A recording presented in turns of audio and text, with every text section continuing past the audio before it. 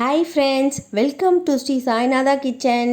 இன்றைக்கி ஃப்ரெஷ்ஷாக மசாலாலாம் அரைச்சி பட்டாணி உருளைக்கிழங்கு வறுவல் தாங்க செய்ய போகிறோம். அதுக்கு வாணலில் 1 டேபிள் ஸ்பூன் தனியா, 1 டீஸ்பூன் சோம்பு, 1 டீஸ்பூன் சீரகம், 4 காஞ்ச மிளகாவும் சேர்த்து நல்லா வாசனை வர வரைக்கும் வறுத்துக்கலாங்க.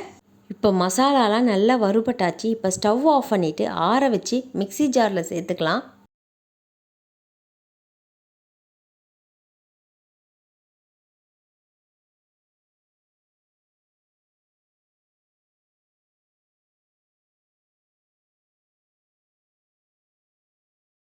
இப்போ நைஸாக அரைச்சி எடுத்துகிட்டு வந்துடலாம்.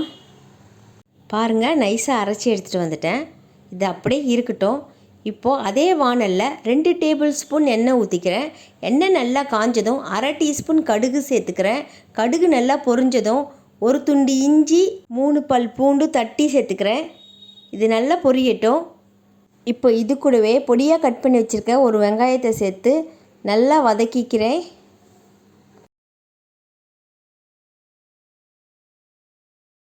இப்போ வெங்காயம் நல்லா வதங்கியாச்சு. இது கூடவே பொடியாக கட் பண்ணி வச்சுருக்க ஒரு தக்காளியும் சேர்த்துக்கிறேன். கொஞ்சமாக கருவேப்பிலையும் சேர்த்து நல்லா வதக்கிக்கிறேன்.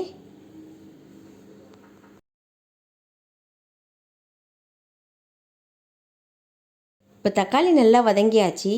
இதில் 1/4 டீஸ்பூன் மஞ்சள் தூள், 1/2 டீஸ்பூன் கரம் மசாலா, நம்ம வறுத்து அரைச்சி வச்சுக்கிற மசாலாவையும் சேர்த்துக்கலாம். இப்போ நல்லா கலந்து விட்டுக்கலாம்.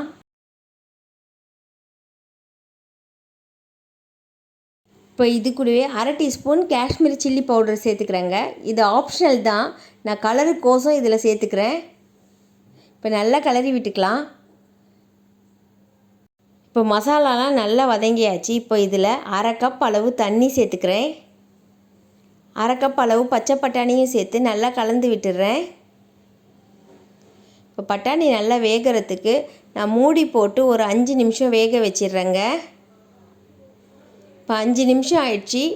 பாருங்கள், பட்டாணிலாம் நல்லா வெந்திருக்கு. இப்போ நல்லா கலந்து விட்டுடலாம். இப்போது தேவையான அளவு உப்பு சேர்த்து நல்லா கலந்து விட்டுக்கலாங்க. இப்போது செமி கிரேவியாக இருக்குங்க. இந்த ஸ்டேஜில் நான் 2 பெரிய உருளைக்கிழங்கு எடுத்து வேக வச்சு கட் பண்ணி வச்சுருக்கேன். அதை இதில் சேர்த்துக்கிறேங்க.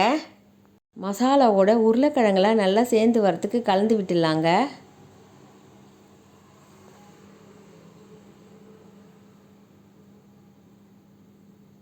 இப்போ மூடி போட்டு ஒரு 5 நிமிஷம் வேக வச்சிடலாங்க. கிரேவிலாம் நல்லா திக்காக வர வரைக்கும் வேகட்டோங்க. 5 நிமிஷம் ஆயிடுச்சு. பாருங்கள், கிரேவிலாம் நல்லா திக்காகிடுச்சு. இப்போ இந்த ஸ்டேஜில் கொத்தமல்லி இலையை தூவி ஸ்டவ் ஆஃப் பண்ணிவிட்டு நல்லா கலந்து விட்டுக்கலாம்.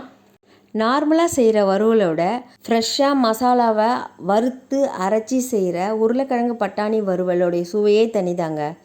இந்த உருளைக்கிழங்கு பட்டாணி வறுவலை நீங்கள் வீட்டில் செஞ்சு பார்த்துட்டு எப்படி இருக்குன்னு கமெண்ட் செக்ஷனில் சொல்லுங்கள். நம்ம சேனலை சப்ஸ்கிரைப் பண்ணாதவங்க சப்ஸ்கிரைப் பண்ணிடுங்க. இந்த வீடியோ பிடிச்சிருந்தா லைக் பண்ணுங்கள், ஷேர் பண்ணுங்கள், சப்ஸ்கிரைப் பண்ணுங்கள், பக்கத்தில் இருக்க பெல் ஐக்கானை கிளிக் பண்ணிக்கிங்க. தேங்க்ஸ் ஃபார் வாட்சிங்.